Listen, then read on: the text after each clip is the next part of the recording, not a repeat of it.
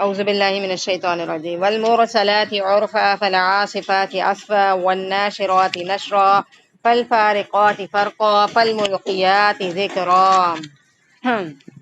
دل خوش کن چلتی ہواؤں کی قسم، پھر زور سے جھونکا دینے والیوں کی قسم، پھر ابر کو ابھار کر پراگندہ کرنے والیوں کی قسم، پھر حق و باطل کو جدا جدا کر دینے والے اور وحی لانے والے فرشتوں کی قسم جو وحی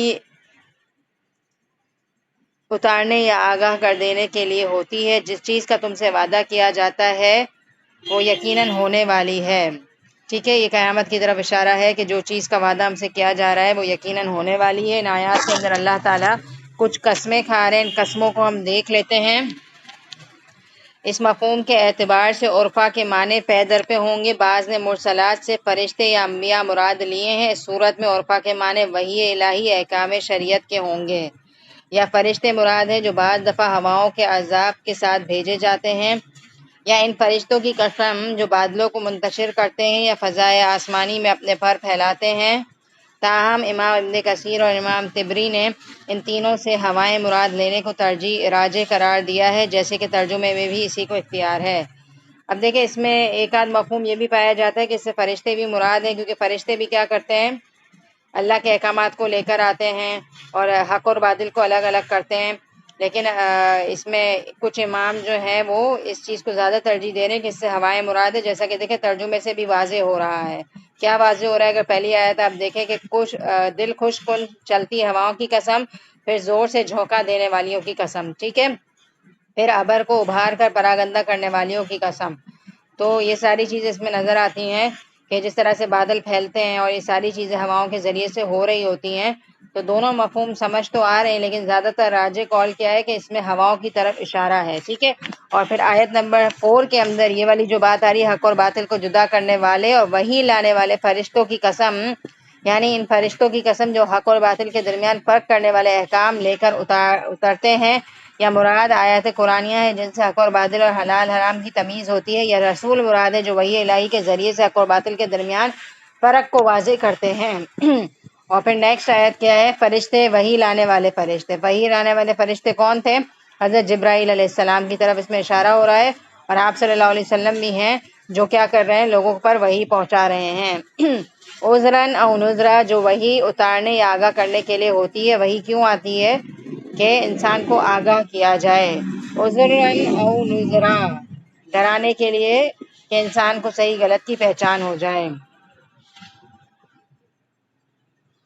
انما توعدون لواقع، جس چیز کا تم وعدہ کیے جاتے ہو وہ یقیناً آنے والی ہے، کہ قیامت کی طرف اس میں اشارہ ہے۔ اور جب قیامت نازل ہوگی تو کیا حالات ہوں گے، کچھ تذکرہ ان آیات کے اندر موجود ہے، اور بہت ہی خطرناک آیات ہیں، جیسے کہ سورہ قیامہ کے اندر بھی گزری تھی اس طرح کی آیات کہ کس کس طرح سے آسمان کا حال ہوگا، زمین کا حال ہوگا۔ فَإِذَا النُّجُومُ طُمِسَتْ، پس جب ستارے بے نور کر دیے جائیں گے، اور جب آسمان توڑ پھوڑ دیا جائے گا، اور جب پہاڑ ٹکڑے ٹکڑے کر کے اڑا دیے جائیں گے، اور جب رسولوں کو وقت مقرر پر لایا جائے گا۔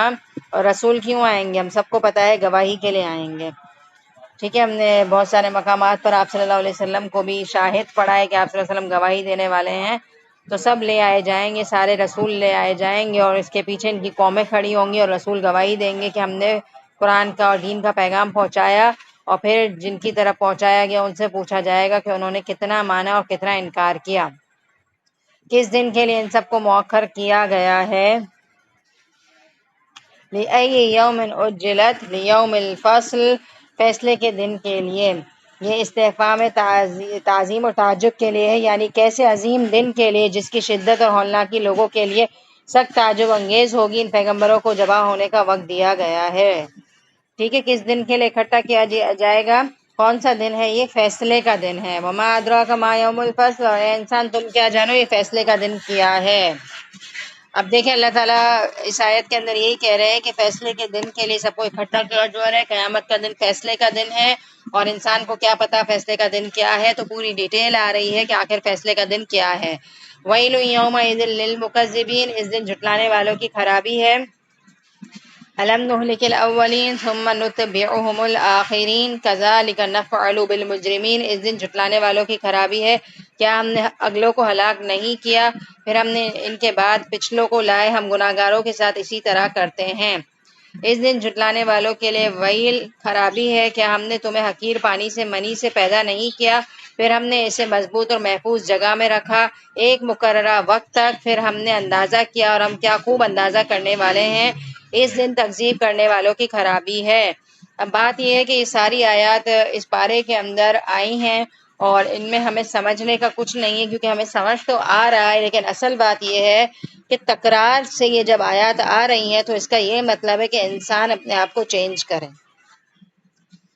اور میرا یہ ماننا ہے، میں نے کافی دفعہ الحمدللہ قرآن کی تکمیل کی ہے، ایز اے اسٹوڈنٹ ایک دفعہ کی، پھر جب ایز اے ٹیچر الہدا میں ہوا کرتی تھی تب کی، پھر میرا یہ دوسرا قرآن ایز اے ٹیچر ختم ہو رہا ہے۔ تو یہ میرا ماننا ہے، یہ میری آزمائی بھی بات ہے کہ آخری کے پاروں میں نا میرا اللہ سے تعلق بہت زیادہ ہونے لگتا ہے، اور میں آپ کو بھی بار بار کہہ چکی ہوں، آپ لوگوں کو بھی ماشاءاللہ بہت محسوس ہو رہا ہے، کیونکہ اس کے اندر آیات ہی ایسی ہیں کہ بار بار تذکرہ کرنے سے نا دل ہل جاتا ہے۔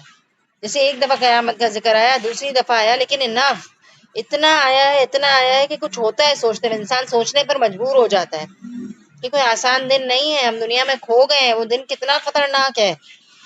کہ آسان بات ہے کہ آسمان توڑ پھوڑ ہو جائے گا، آسمان کا ٹوٹنا، ایک عمارت کا گر جانا کس قدر تباہی مچا دیتا ہے۔ کہاں یہ کہ آسمان ٹوٹے پھوٹے اور پوری انسانیت ختم ہو جائے، وائپ آؤٹ ہو جائے، اور پھر ایک اور سور پھونکا جائے تو سب واپس کھڑے ہو جائیں۔ کتنی بڑی قدرت ہے اللہ کی کہ ایک کن سے سب کو ختم اور دوسرے سور سے سب کو زندہ کر دیں اللہ تعالیٰ، اور اللہ تعالیٰ اس بات پر قادر ہے کہ انسان کے ایک ایک پور کو جمع کر لیں۔ تو رک کر سوچیے ان آیات پر، اور ہم اللہ تعالیٰ سے تعلق مضبوط کریں اور ہماری نمازیں امپروو ہوں اور ہم اپنے معاملات کو امپروو کریں اور اپنے اندر کوئی تبدیلی لائیں۔ اللہ تعالیٰ ہم سب کے دلوں کو ان آیات کے ذریعے سے بدل دے اور ایسا بدل دے کہ پھر اس میں استقامت ہو۔ وَيْلٌ يَوْمَئِذٍ لِّلْمُكَذِّبِينَ، اس دن تکذیب کرنے والوں کی خرابی ہے۔ أَلَمْ نَجْعَلِ الْأَرْضَ كِفَاتًا، کیا ہم نے زمین کو سمیٹنے والا نہیں بنایا، أَحْيَاءً وَأَمْوَاتًا، زندوں کو بھی اور مردوں کو بھی۔ ایکچولی ہے نا میرے روم کے بالکل برابر میں ایک گھر بن رہا ہے اور اتنی آواز ہے کہ میری ریکارڈنگ میں میں جب سنتی ہوں نا تو بہت آواز آ رہی ہوتی ہے، تو بس اللہ آسانی کرے، آپ لوگوں کو تو آواز آ رہی ہے نا کلیئر، ذرا مجھے بولنے میں بھی پریشانی ہو رہی ہے، آج بہت زیادہ کھٹ پٹ ہو رہی ہے، اللہ معاف کرے۔ احیاء و امواتا، زندوں کو بھی اور مردوں کو بھی۔ زمین کو کافی نہیں بنایا اللہ تعالیٰ نے؟ کیا سمجھ آ رہا ہے آپ کو اس بات میں؟ کتنی زبردست یہ بات ہے کہ یہ زمین جو ہے نا، ہم زندہ ہیں تو ہمیں پروٹیکٹ کرتی ہے، ہم اس میں رہتے سہتے ہیں، اس میں زندگی گزارتے ہیں، اور جب ہم مر جائیں گے تو یہی زمین ہمارے اوپر اڑا دی جائے گی اور ہمیں پروٹیکٹ کرے گی۔ تو کتنی زبردست آیت ہے، کیا زمین کافی نہیں ہے زندوں اور مردوں کے لیے؟ اور یہ ایک طریقے سے نا اللہ کی بلیسنگ بھی ہے، جو میں ہمیشہ آپ کو دوسرے مذاہب سے کمپیئر کر کے کہتی ہوں کہ اللہ تعالیٰ نے انسان کو دنیا میں بھی بہت عزت بخشی ہے، اس کو اشرف المخلوقات بنایا ہے، اور اگر وہ اختیار نہیں ہے، اس کے اختیار دیا ہوا ہے نا، اس کو آزادی دی ہوئی ہے کہ وہ نیکی کرے یا بدی کرے، اور اپنے اختیار کا صحیح فائدہ اٹھا کر اللہ کے راستے میں لگ جائے نا، تو وہ قرآن میں آتا ہے کہ وہ خیر البریہ بن جائے، بہترین مخلوق بن جائے، فرشتوں سے بھی آگے نکل جائے گا۔ کیوں؟ کیونکہ فرشتوں کے پاس اختیار نہیں ہے، ان پہ زبردستی سونپ دی گئی ہے، ان کو آزادی نہیں ہے کہ وہ اللہ کی عبادت کریں یا نہ کریں، ان کو آزادی نہیں ہے کہ وہ ذکر کریں یا نہ کریں، ان کو آزادی نہیں ہے کہ وہ ہر وقت سجدہ کریں یا نہ کریں، بلکہ ان سے ودیت کیا گیا اور فیڈ کیا گیا کہ بس وہ کرتے ہیں، لیکن انسان کو چوائس دی گئی ہے، اور اگر انسان اپنی چوائس کا صحیح فائدہ اٹھائے اور اللہ کے راستے میں اپنے آپ کو وقف کر دے تو پھر وہ کیا بن جائے گا؟ بہترین مخلوق بن جائے گا۔ تو اللہ تعالیٰ نے انسان کو وہ شرف بخشا ہے کہ دنیا میں تو انسان جی رہا ہے تو اس کو کتنی ساری نعمتیں اللہ تعالیٰ کھلا رہے ہیں، ہر چیز کا احسن پارٹ انسان کھا رہا ہے۔ جانور کیا کرتے ہیں؟ گھاس بھوس کھا کر بھی دودھ دیتے ہیں، اور دودھ ہمارے لیے ہیلدی، اور ہم پی جاتے ہیں، اور ہم کیا کرتے ہیں؟ ہر چیز کا اچھا پارٹ کھا کر گندا حصہ پھینک دیتے ہیں۔ جیسے مثال کے طور پر چاول ہیں ہمارے گھر میں پکے ہوئے، اگر وہ اللہ معاف کرے تھوڑے سے ہمیں عجیب لگتے ہیں تو ہم کیا کرتے ہیں؟ بن میں نہیں ڈالنا چاہیے کھانا، اللہ معاف کرے گناہ ہوتا ہے، کسی ایسی جگہ پر ڈال دیں جہاں چرند پرند کھا لیں تاکہ وہ ان کے پیٹ میں بھی چلا جائے۔ تو اب آپ دیکھیں ہم کتنا باسی کھانا کھا سکتے ہیں؟ ہم تو فریش کھاتے ہیں، گرم گرم کھا رہے ہوتے ہیں، لیکن ہم کیا کرتے ہیں؟ اپنا ویسٹ پارٹ ادھر ادھر ڈال دیتے ہیں تاکہ دوسری مخلوق کھا لیں۔ تو اللہ نے انسان کو ہر جگہ شرف بخشا ہے۔ اسی طرح جو جانور ہوتے ہیں نا، مثال کے طور پر شیر ہے یا بہت سارے جانور ہیں، مور ہے، تو ان کو ایک ہے نا پرماننٹ اسکن دے دی ہے، وہ کوئی قسم کا لباس نہیں پہنتے، بلکہ وہ ہمیشہ ٹائیگر ایک ہی جیسا ہوتا ہے، مور بھی ایک جیسی ہے، لیکن انسان کو کیا کرا؟ یہ کہا کہ لباس تمہاری زینت ہے، تم جس طرح سے بھی زینت کرنا چاہو کرو، طرح طرح کے لباس پہنو، خوبصورت نظر آؤ، لیکن انسان کا کیا حال ہے کہ خوبصورت نظر آنے کے لیے لباس ہی اتار دیتا ہے۔ اللہ نے لباس اتارنے کا نہیں کہا، اللہ نے کہا پہنو اور ضرور خوبصورت نظر آؤ، کیونکہ اللہ خوبصورت ہے، اللہ خوبصورتی کو پسند کرتے ہیں۔ تو انسان کو ملنے والے شرف اور اعزازات کی میں بات اس لیے کر رہی ہوں کہ اس سے نا ہمیں اللہ پر پیار آتا ہے، اور جب ہمیں اللہ سے محبت ہو جائے نا تو ہماری نمازوں میں لطف آنے لگتا ہے اور ہم زندگی کو انجوائے کرنے لگ جاتے ہیں۔ تو اللہ کی ذات کو فیل کریں کہ اللہ نے کتنا پروٹوکول دیا، اب ہم بدلے میں یہ دیکھیں کہ جس اللہ نے ہمیں اتنا پروٹوکول دیا ہے ہمارا کیا حال ہے اس کے ساتھ۔ جب دنیا میں ہمارے لیے کوئی ذرا سا بھی اچھا کرتا ہے نا تو ہم اس کے بچھ کر رہ جاتے ہیں۔ ہماری ماؤں کے لیے ہم سوچتے ہیں کہ اتنی قربانیاں دی ہیں تو ہمارے دل میں ان کا ایک بہت بڑا مقام اور مرتبہ ہوتا ہے، اور ہونا بھی چاہیے۔ شوہر اگر ہمیں کما کے لا کے دے رہے ہیں اور ہم کچھ سوچ رہے ہیں کہ آج رات کو فلاں چیز کھانے کا دل چاہ رہا ہے اور ایک فون کریں اور اگر وہ لے کر آ جائے تو ہم کتنے تھینکفل ہوں گے نا۔ لیکن اللہ معاف کرے، کہیں کہیں یہ بھی نظر آتا ہے کہ عورتیں بات ناشکری ہیں، سب کچھ ملنے کے باوجود بھی ناشکرا پن کر رہی ہیں، لیکن زیادہ تر اگر انسانیت ہمارے اندر ہے تو ہم کیا کریں گے؟ شکر گزار ہوں گے۔ تو ہم اللہ کے شکر گزار کیوں نہیں ہوتے جس نے ہمیں اتنی چیزیں دی ہیں، اتنی چیزیں دی ہیں جس کو ہم کنسیڈر بھی نہیں کر سکتے۔ تو اللہ نے ہمیں دنیا میں بھی پروٹوکول دیا ہے، اور مرتے ہوئے بھی میں نے ہمیشہ آپ کو کمپیئر کیا دوسرے مذاہب کے مقابلے میں، اگر ہم اپنا دفنانے کا طریقہ دیکھیں تو ہمیں نہلا کر، پاک صاف کر کر، صاف ستھرا کپڑا پہنا کر، خوشبو لگا کر دفن کیا جاتا ہے، اور ہمارا چہرہ دیکھنے کے لیے دور دراز سے لوگ آ رہے ہوتے ہیں۔ اللہ تعالیٰ ہمارے عیب ڈھانپ لیتے ہیں، ورنہ کیا ہمارے گناہ اس قابل ہیں کہ ہمارے لوگ چہرہ دور دور دیکھنے سے کے لیے آئیں۔ اور پھر ہمارا پروٹوکول ایسا ہے کہ اگر ہمارا امام کعبہ بھی نماز جنازہ پڑھا رہا ہے تو جنازہ آگے ہوگا اور امام کعبہ پیچھے ہوگا۔ تو کتنی عظمت دی ہوئی ہے کہ نماز جنازہ بھی رکھی ہے اللہ نے، چاہے کتنا بھی گناہ گار ہو انسان، لیکن اس کی نماز جنازہ ہے کہ اس کے ساتھ اس کے لیے نماز پڑھی جاتی ہے اور سب مل کے اس کے لیے استغفار کرتے ہیں۔ یعنی کہ اللہ تعالیٰ آخری حد تک ایسا سین کریٹ کرتے ہیں کہ بندہ کیا کرے؟ پاک صاف ہو کر اللہ کے پاس آئے، کیونکہ اللہ نے جنت ہمارے لیے بنائی ہے۔ اور اللہ تعالیٰ اس بات سے، اللہ معاف کرے، اللہ کو تکلیف ہوتی ہے کہ اللہ تعالیٰ نے انسان کے لیے اتنا کچھ رکھا ہے اور اتنی اللہ کو ہم سے محبت ہے کہ اللہ تعالیٰ کو یہ بات پسند نہیں آتی کہ انسان جنت میں جانے کے قابل نہ بنے۔ اللہ تعالیٰ اپنی آخری حد تک کوشش کرتے ہیں کہ یوں نہیں تو یوں نیکی کر لے، یوں نیکی کر لے، اور پھر آپ دیکھیں کہ ہماری لاش کو بیچوں بیچ چھوڑ نہیں دیا جاتا، زمین کو کھودا جاتا ہے اور پورا اندر تک کھودا جاتا ہے، اور انسان کو ڈال کر اس کے اوپر مٹی ڈال دی جاتی ہے، اور خوشبو کے لیے فلاورز وغیرہ جو بھی لوگ کر رہے ہوتے ہیں۔ تو یہ انسان کا اعزاز ہے، اعزاز ہے کہ نہیں ہے بتائیں؟ کتنے اہتمام کے ساتھ اللہ نے ہمیں دنیا میں بھی کتنے اہتمام کے ساتھ بھیجا ہے نا۔ نوٹ کریں کہ جب ایک ماں یہ بشارت سنے کہ وہ پریگننٹ ہے تو کتنی خوشی ہوتی ہے اس کو، پھر آہستہ آہستہ ایک ایک مہینہ گزرتا ہے اور وہ اپنا ظاہر چیک اپ کرواتی رہتی ہے کہ اندر کے بچے کو کچھ ہو نہیں جائے۔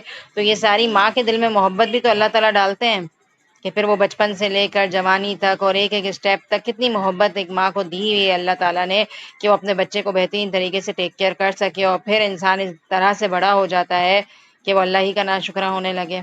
تو احیاء و امواتا، یہ زمین جو ہے نا زندوں کے لیے بھی ہے، انسان زمین پہ رہ رہا ہے، کاشتکاری کر رہا ہے، زمین سے کیا کیا نکال کر فائدے اٹھا رہا ہے، اور جب مر جائیں گے تو بھی یہ زمین ہی ہمیں پروٹیکٹ کرے گی۔ اور ہم نے اس میں بلند و بھاری پہاڑ بنا دی اور تمہیں سیراب کرنے والا میٹھا پانی پلایا، سبحان اللہ۔ اس دن جھوٹ جاننے والوں کے لیے ہلاکت ہے۔ اس دوزخ کی طرف جاؤ جسے تم جھٹلاتے رہے تھے، چلو 3 شاخوں والے سائے کی طرف۔ یہ جو آیات آ رہی ہیں نا، استغفر اللہ، اتنے گہرے الفاظ ہیں نا جہنم کے لیے اس میں کہ دل میرا کٹ جاتا ہے۔